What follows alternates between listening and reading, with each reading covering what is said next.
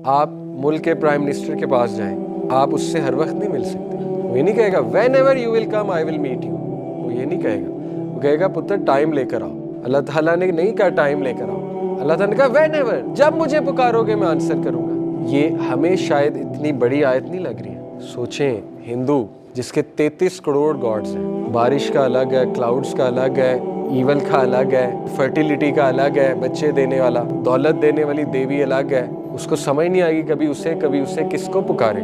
सोचे ये एक अल्लाह है और वो कह रहा है मुझे पुकारो, किसी भी चीज़ के लिए पुकारो, वेन एवर, जब पुकारोगे। आपको शायद इतना नहीं फील हो रहा क्योंकि हम ऑलरेडी अल्लाह को डायरेक्ट पुकारते हैं अल्हम्दुलिल्लाह, लेकिन इसमें अल्लाह की मोहब्बत कूट कूट के भरी हुई है और इसमें इंसानियत के लिए मैसेज है कि मुझे पहचानो, मैं कौन हूँ, मैं तुम्हारा गॉड हूँ, आई एम वन, और मैं हर वक्त तुम्हें आंसर करता हूँ।